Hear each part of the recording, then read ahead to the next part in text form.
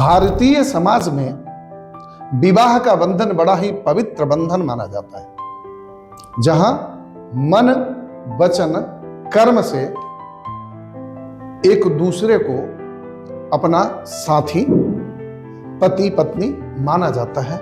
यह विधान हमारे यहां सदियों से चलता आ रहा है। लेकिन जहां मन, वचन, कर्म का सवाल आता हो, वहीं उसी विवाह के बाद जब एक दूसरे पर धोखा, बेईमानी या किसी न किसी तरह से इमोशनल ब्लैकमेल करने की कहानी आती है, उसको बोलते हैं एक्स्ट्रा मैरिटल अफेयर्स।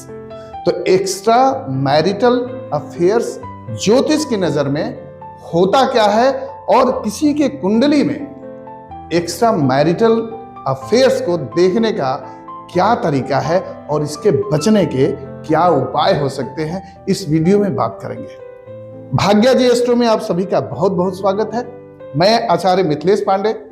अब चर्चा करेंगे एक्स्ट्रा मैरिटल अफेयर्स के कुंडली में क्या क्या ऐसे योग बनते हैं, क्या क्या ऐसे कारण बनते हैं, वैसा कौन सा समय होता है जो ये ग्रह एक्टिव होकर के किसी के भी जीवन में अगर ऐसा युति बन रही हो, ऐसा कॉम्बिनेशन बन रहा हो, तो बहुत बड़ा एक रोल अदा करता है उस परिवार के विखंडन का, उस परिवार के रिश्ते को टूटने का, और कभी कभी तो ऐसा देखा जाता है सामाजिक प्रतिष्ठा भी पूरी तरह धूमिल हो जाती है।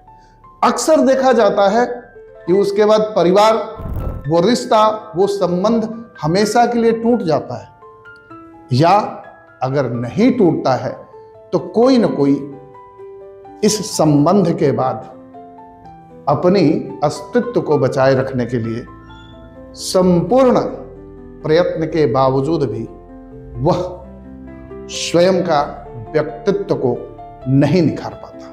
तो समझते हैं इस वीडियो में एक्स्ट्रा मैरिटल अफेयर्स ज्योतिष की नजर में आपकी कुंडलियों के माध्यम से। जन्म पत्रिका में एक्स्ट्रा मैरिटल रिलेशन यानी अफेयर्स को समझने के लिए कुछ खास पॉइंटर्स हैं, उसको ध्यान रखने की बहुत जरूरत पड़ती है।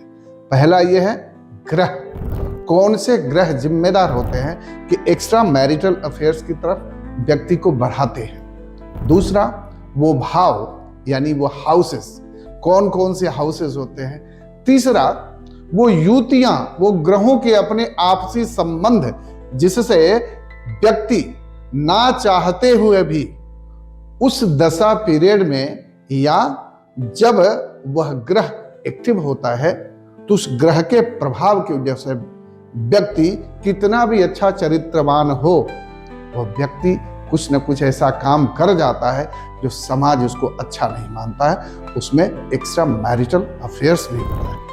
एक्स्ट्रा मैरिटल अफेयर्स से रिलेटेड कोई भी अगर हम विवेचन करते हैं तो सबसे पहले ग्रहों की भूमिका में पहली भूमिका आती है जिस ग्रह की, वह है राहु ग्रह। राहु हमेशा एक अनकन्वेंशनल ग्रह माना जाता है, वो लीक से हट के चलता है। अक्सर राहु हिम्मत ला देता है, ऑब्सेशन क्रिएट कर देता है कि जो चीजें आपको पानी है वो पानी है। राहु समझना नहीं चाहता, उसकी जल्दबाजी होती है, चाहे पारिवारिक इज्जत, मान सम्मान, प्रतिष्ठा, राहु को कुछ भी नहीं सूझता। उसको एक बात ये दिखती है कि मुझे जो पाना है वो पाना है। वो सारा प्रभाव जातक के मन मस्तिष्क पर छा जाता है, कारण कि राहु जब भी कंट्रोल करता है व्यक्ति के मन मस्तिष्क को कंट्रोल करता है। दूसरा ग्रह मंगल की अहम भूमिका होती है एक्स्ट्रा मैरिटल रिलेशंस के लिए। मंगल जोश, उत्साह, गुस्सा और शारीरिक ऊर्जा का कारक होता है।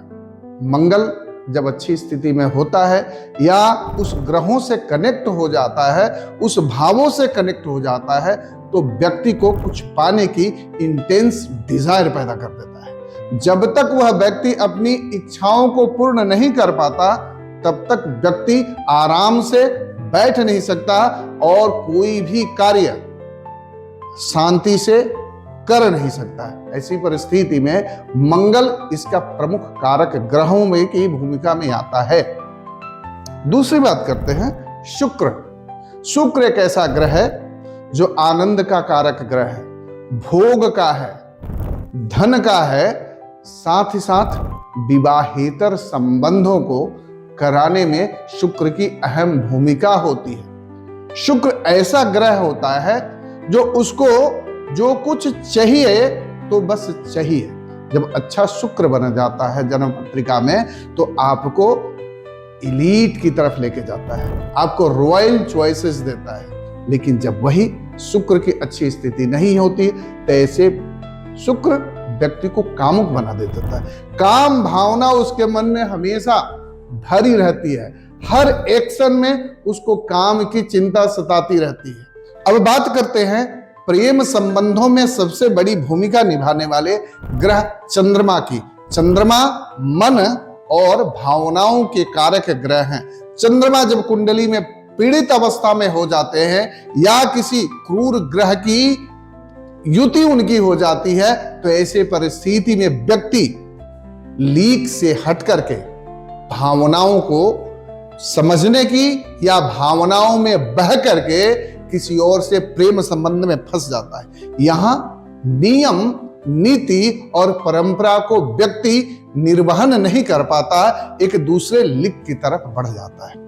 जन्म पत्रिका में ज्योतिष की दृष्टि से जब हम प्रेम की विवेचना करते हैं तो प्रेम के लिए 5वां घर होता है, 7वां घर विवाह का होता है, साझेदारी का होता है, वो पति पत्नी का भी होता है। 8वां घर गुप्त इच्छाओं का होता है, वो इच्छाएं जो कभी सामने नहीं आई, अतृप्त इच्छाएं। 12वां घर बेड प्लेजर का होता है, फैंटेसी का होता है। जब इन हाउसेज से ऐसे ग्रहों की युतियां बने या वहां उनका पोजीशन हो तो ऐसी स्थिति में प्रेम संबंध होता है।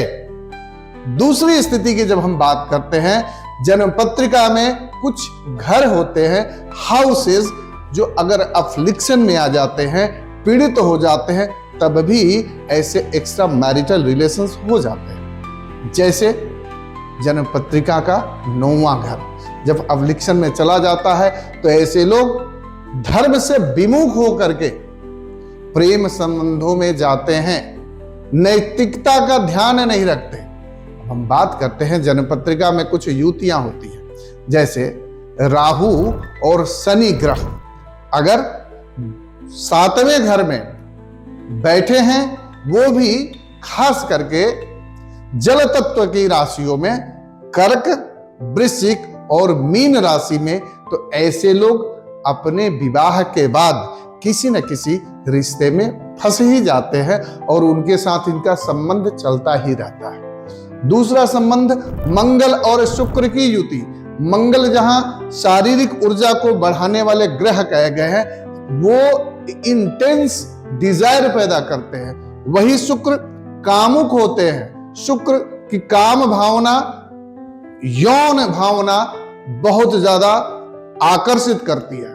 तो मंगल और शुक्र की युति भी जिनकी जन्म पत्रिका में होते हैं, अगर इन घरों से अगर आप भी अपने जीवन के किसी उलझन में उलझे हुए हैं, आपके समस्याओं का समाधान नहीं मिल पा रहा है, समस्याएं वैसी की वैसी बनी हुई हैं, आप समस्याओं से निकलना चाहते हैं, आपको एक सही मार्गदर्शन की जरूरत है, तो संपर्क करें भाग्या जी शो।